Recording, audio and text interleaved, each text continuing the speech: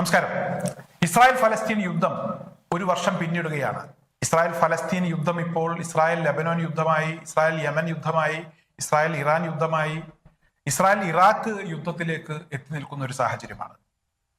ഇവിടെ പോരാട്ട മുഖത്ത് ശക്തമായ രീതിയിൽ തന്നെ ഇസ്രായേലിനെതിരെ വലിയ രീതിയിലുള്ള ആക്രമണങ്ങൾ പോരാളി സംഘങ്ങൾ കടുപ്പിക്കുമ്പോൾ ഇസ്രായേൽ ഇവിടെ ലക്ഷ്യം വെച്ചത് ആ പോരാളി സംഘങ്ങളെ മാത്രമല്ല, ഞാൻ നേരത്തെ പറഞ്ഞ രാജ്യങ്ങളോ അല്ലെങ്കിൽ ആ പോരാളി സംഘങ്ങളോ മാത്രമല്ല.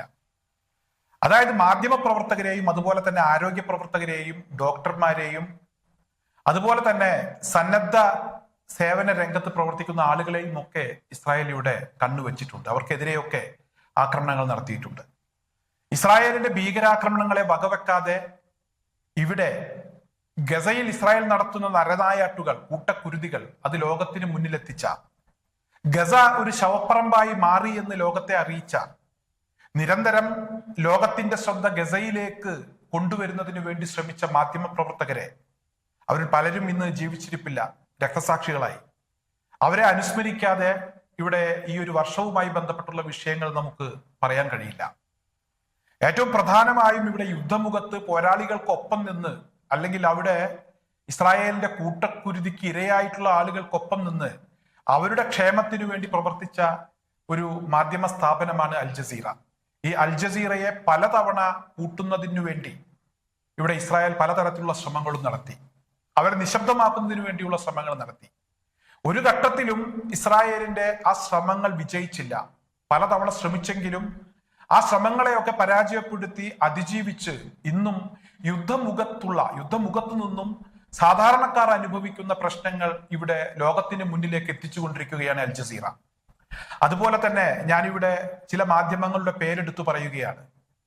യുദ്ധവുമായി ബന്ധപ്പെട്ട് പല വിവരങ്ങളും അതിന്റെ ദൃശ്യങ്ങൾ സഹിതം ഇവിടെ ലോകത്തോട് വിളിച്ചു പറയുന്ന നമ്മുടെ ചില മാധ്യമങ്ങളുണ്ട്. ഹിന്ദുസ്ഥാൻ ടൈംസ്, അതുപോലെ തന്നെ ടൈംസ് ഓഫ് ഇന്ത്യ തുടങ്ങിയ മാധ്യമങ്ങൾ. ഇവരൊക്കെ നടത്തുന്ന ധീരമായ പ്രവർത്തനങ്ങളെ നമുക്ക് ഓർക്കാതെ, അഭിനന്ദിക്കാതെ ഈ ഒരു വർഷവുമായി ബന്ധപ്പെട്ടുള്ള യുദ്ധത്തിന്റെ വാർഷിക ദിനത്തിൽ ചിലരൊക്കെ നേട്ടങ്ങൾ അവകാശപ്പെടുമ്പോൾ, ചിലർക്കൊക്കെ കോട്ടങ്ങൾ സംഭവിക്കുമ്പോൾ ഇത്തരത്തിലുള്ള ചില വിഷയങ്ങൾ നമുക്ക് പറയാതിരിക്കാൻ കഴിയില്ല. കാരണം ഇത്തരത്തിൽ ചങ്കൂറ്റമുള്ള മാധ്യമ പ്രവർത്തകർ നമുക്കിടയിലുണ്ട് എന്ന് നമുക്ക് അഭിമാനിക്കാവുന്ന ഒരു സാഹചര്യം കൂടിയാണിത്. എന്തായാലും ഇസ്രായേൽ വലിയ അവകാശവാദങ്ങളാണ് ഇവിടെ ഉന്നയിച്ചിരിക്കുന്നത്. അതായത് 17,000 ഹമാസ് പോരാളികളെ കഴിഞ്ഞ ഒരു വർഷം കൊണ്ട് വകവരുത്തി എന്നാണ് ഇസ്രായേൽ അവകാശപ്പെടുന്ന ഒരു കാര്യം. ഗസ ദൗത്യം അത് പരാജയമായിരുന്നില്ല. 17,000 ഹമാസിന്റെ പോരാളികളെ ഇല്ലാതാക്കാൻ അവർക്ക് കഴിഞ്ഞു എന്നവർ അവകാശപ്പെടുന്നു. അതുപോലെ തന്നെ ഞാൻ പറഞ്ഞല്ലോ, ഈ ഹമാസ് യുദ്ധം അല്ലെങ്കിൽ ഫലസ്തീൻ യുദ്ധം പിന്നീട് അത് ലെബനോൻ യുദ്ധമായി മാറി.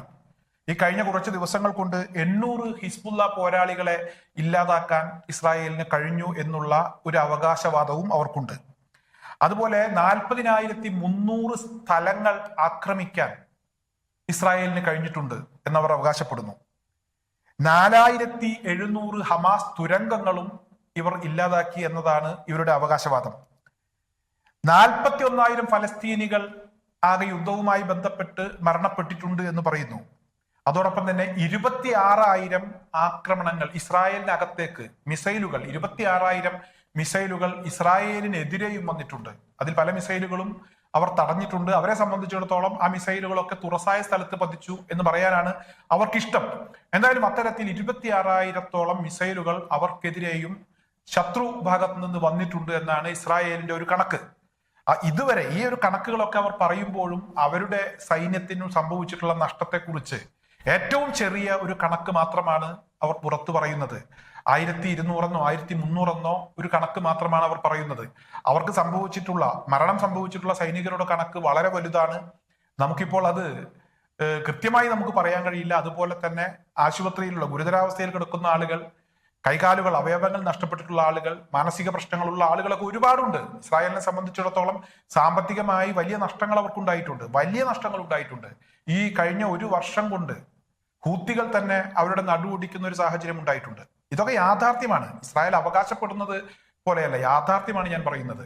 ഹൂത്തികൾ കാരണം അവർക്കുണ്ടായിട്ടുള്ള നഷ്ടം, അതുപോലെ തന്നെ അവരുടെ പല ബിസിനസ്സുകളും പൊളിഞ്ഞ് പാളീസായ ഒരു സാഹചര്യമുണ്ട്. അവരുടെ കപ്പലുകൾ, അവർക്ക് സഹായം എത്തിക്കുന്ന കപ്പലുകൾ, എല്ലാ നിലക്കും ഇസ്രായേൽ തകർന്ന് തരിപ്പണമായ ഒരു അവസ്ഥയിലാണ് ഇപ്പോൾ അവരുള്ളത്. മറ്റൊരു യഥാർത്ഥ കണക്ക് ഇവിടെ നമുക്ക് മുന്നിലുണ്ട്. ആ കണക്ക് കൂടെ ഞാനൊന്ന് നിങ്ങളെ വായിച്ചു കേൾപ്പിക്കാം. അതായത് 41,870, ഞാൻ പറഞ്ഞല്ലോ 41,000 ഫലസ്തീനികൾ മരിച്ചു എന്ന് പറയുമ്പോൾ 41,870 ആളുകൾ മരിച്ചതാണ് അതിന്റെ യഥാർത്ഥ കണക്ക്. ഔദ്യോഗിക കണക്ക് മാത്രമാണ് നമുക്ക് പറയാൻ കഴിയുന്നത്. ഇതിൽ തന്നെ സ്ത്രീകൾ 6,000-ലധികം സ്ത്രീകളാണ് മരണപ്പെട്ടിട്ടുള്ളത്. ഇവിടെ 17,000 ഹമാസിന്റെ ആളുകളെ ഇല്ലാതാക്കി അതൊരു നേട്ടമായി ഇസ്രായേൽ അവകാശപ്പെടുമ്പോൾ ഈ 41,870 ആളുകളെയാണ് ഇസ്രായേൽ കൊന്നു എന്ന് പറയുന്നത് ഗസയിൽ. ഔദ്യോഗികമായ ഇതിന്റെ കണക്ക് അങ്ങനെയാണ് പറയുന്നത്. അതിൽ തന്നെ 6,000-ലധികം സ്ത്രീകളാണ്. ഇനി മറ്റൊരു ഞെട്ടിക്കുന്ന കണക്കെന്ന് പറയുന്നത് 16,859 കുട്ടികൾ ഇവിടെ മരണപ്പെട്ടിട്ടുണ്ട്. 16,859. അതുപോലെ 146 ഡോക്ടർമാർ മരണപ്പെട്ടിട്ടുണ്ട്. അതുപോലെ ആരോഗ്യരംഗത്ത് പ്രവർത്തിച്ചിരുന്ന 1000-ഓളം വരുന്ന ആളുകൾ മരണപ്പെട്ടിട്ടുണ്ട്. ഇതിന്റെ കൃത്യമായ കണക്കുകളാണ് പറയുന്നത്. അതുപോലെ ഇവിടെ മാധ്യമ പ്രവർത്തകരായിട്ടുള്ള 175 ആളുകൾ, അൽ ജസീറ ടിവിയുമായി ബന്ധപ്പെട്ടൊക്കെ അവിടെ യുദ്ധമുഖത്ത് കാര്യങ്ങൾ കൃത്യമായി പൊതുജനങ്ങളിലേക്ക് എത്തിച്ചിരുന്ന മാധ്യമ പ്രവർത്തകരുടെ കുടുംബം തന്നെ ഇല്ലാതായിട്ടുള്ള ഒരു സാഹചര്യം നമുക്ക് മുന്നിലുണ്ട്. അങ്ങനെ 175 മാധ്യമ പ്രവർത്തകർ, വിവിധ രാജ്യങ്ങളിൽ നിന്ന് അവിടെ വന്ന് വാർത്തകൾ റിപ്പോർട്ട് ചെയ്തിരുന്ന മാധ്യമ പ്രവർത്തകർ, അവരും ഇസ്രായേലിന്റെ നരനായാട്ടിന് ഇരയായിട്ടുണ്ട്. മൊത്തം 97,166 ആളുകൾക്ക് പരിക്കേൽക്കുന്ന ഒരു സാഹചര്യം ഉണ്ടായിട്ടുണ്ട്. ഇവിടെ 17,000 ഹമാസിന്റെ ആളുകളെ കൊന്നു എന്ന് പറയുമ്പോൾ തന്നെ നമുക്ക് യഥാർത്ഥത്തിലുള്ള കണക്കുകൾ എടുത്ത് പരിശോധിക്കുമ്പോൾ ഇസ്രായേലിന്റെ ആ അവകാശവാദം തെറ്റാണെന്ന് മനസ്സിലാക്കാൻ കഴിയും. കാരണം 16,000 കുട്ടികളും 6,000 സ്ത്രീകളും തന്നെ നമുക്ക് ഇവിടെ കൃത്യമായ ആ കണക്കുകൾ നമുക്ക് പുറത്തു വന്നു. പിന്നെ സാധാരണക്കാരായിട്ടുള്ള പ്രായമായിട്ടുള്ള ആളുകൾ, സ്ത്രീകളും അതുപോലെ തന്നെ പ്രായമായിട്ടുള്ള പുരുഷന്മാരും ഒക്കെ മരണപ്പെട്ടത് വേറെയുണ്ട്. അഭയാർത്ഥി ക്യാമ്പുകൾ ആക്രമിച്ചതുണ്ട്. മൊത്തമാണ് 41,870. പിന്നെ എവിടെയാണ് 17,000 ഹമാസിന്റെ പോരാളികൾ എന്ന കണക്ക് ഇപ്പോഴും വ്യക്തമല്ല. എന്തായാലും ഞാനിതിന്റെ ഒരു ചെറിയ രൂപം ഞാൻ നിങ്ങൾക്ക് മുന്നിൽ എത്തിച്ചു എന്നേ ഉള്ളൂ. കാരണം ഇന്ന് ഒരു വർഷം തികയുകയാണ്. ഈ ഒരു വർഷം തികയുമ്പോൾ ഇസ്രായേൽ അവരുടെ നേട്ടങ്ങൾ അവകാശപ്പെടുമ്പോൾ യഥാർത്ഥത്തിൽ ഇസ്രായേലിന്റെ കോട്ടങ്ങളിലേക്കാണ് ലോകം ഇവിടെ ഉറ്റുനോക്കുന്നത്. ഇസ്രായേൽ എത്രമാത്രം അധപ്പതിച്ചു, എത്രമാത്രം പരാജയപ്പെട്ടു, സാമ്പത്തികമായി തകർന്നു എന്ന രീതിയിലുള്ള ഇസ്രായേലിന്റെ ഇപ്പോഴത്തെ അവസ്ഥയിലേക്ക് പലരും ഉറ്റുനോക്കുന്നുണ്ട്. അതുകൊണ്ട് തന്നെ യഥാർത്ഥത്തിലുള്ള കണക്ക് ഞാൻ നിങ്ങൾക്ക് മുന്നിൽ എത്തിച്ചതാണ്. എന്തായാലും യുദ്ധമുഖത്ത് ഇവിടെ ഇസ്രായേലിനെ ഭയപ്പെടാതെ, ഇസ്രായേലിന്റെ മിസൈലുകളെ ഭയപ്പെടാതെ, ബോംബുകളെ ഭയപ്പെടാതെ, ഏത് തരത്തിലുള്ള ബോംബുകളാണ് ഇവിടെ ഇസ്രായേൽ ഫലസ്തീനിൽ ഉപയോഗിച്ചത് എന്നതൊക്കെ നേരത്തെ വാർത്തകൾ പ്രത്യക്ഷപ്പെട്ടിട്ടുണ്ട്. അതുപോലെ തന്നെ അവരുടെ ഫൈറ്റർ ജെറ്റുകളെ ഭയപ്പെടാതെ സധൈര്യം വാർത്തകൾ പൊതുസമൂഹത്തിന് മുന്നിലെത്തിച്ച അൽ ജസീറ ഉൾപ്പെടെയുള്ള ചാനലുകൾ, മാധ്യമ പ്രവർത്തകർ, അതുപോലെ തന്നെ ഇവിടെ പരുക്കേറ്റ് അവശരായി കിടക്കുന്ന ഫലസ്തീനികളെ ചികിത്സിക്കുന്നതിന് വേണ്ടി എത്തിയ ആരോഗ്യ പ്രവർത്തകർ, ഡോക്ടർമാർ, അത്തരത്തിലുള്ള നിരവധി പോരാളികൾ നമുക്ക് മുന്നിലുണ്ട്. അവരൊക്കെ ഇന്ന് ജീവിച്ചിരിപ്പില്ല, പലരും ജീവിച്ചിരിപ്പില്ല. ഞാൻ പറഞ്ഞല്ലോ, കണക്കുകൾ ഞാൻ അവതരിപ്പിച്ചല്ലോ. ആ കണക്കുകൾ പ്രകാരം അവരൊക്കെ ഇന്ന് രക്തസാക്ഷികളാണ്.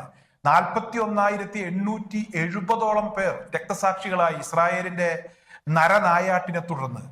എന്തായാലും എന്തൊക്കെ അവകാശവാദങ്ങൾ ഇസ്രായേൽ ഉയർത്തിയാലും എനിക്ക് പറയാനുള്ളത്, ഞാൻ മനസ്സിലാക്കുന്നത് 41,870 രക്തസാക്ഷികളോട് ഇസ്രായേൽ പരാജയപ്പെട്ടിരിക്കുന്നു. കഴിഞ്ഞ ഒരു വർഷം കൊണ്ട് ഇസ്രായേലിന്റെ പരാജയം, അത്രമാത്രം വലിയൊരു പരാജയം ഇസ്രായേലിനുണ്ടായിരിക്കുന്നു. ലോകം ഇസ്രായേലിനെ തിരിച്ചറിഞ്ഞിരിക്കുന്നു.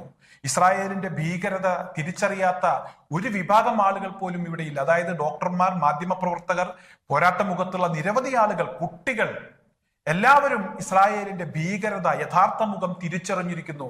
ലോകത്തിനത് മനസ്സിലാക്കാൻ കഴിഞ്ഞിരിക്കുന്നു. ഇത് തന്നെയാണ് ഈ ഒരു വർഷം കൊണ്ട് ഇസ്രായേലിന് ഉണ്ടായിട്ടുള്ള ഏറ്റവും വലിയ നഷ്ടം. ഇസ്രായേലിന്റെ പരാജയം എന്ന് തന്നെയാണ് ഒരു വർഷം തികയുന്ന സമയത്ത് നമുക്ക് പറയാൻ കഴിയുന്നത്, അല്ലെങ്കിൽ മനസ്സിലാക്കാൻ കഴിയുന്നത്.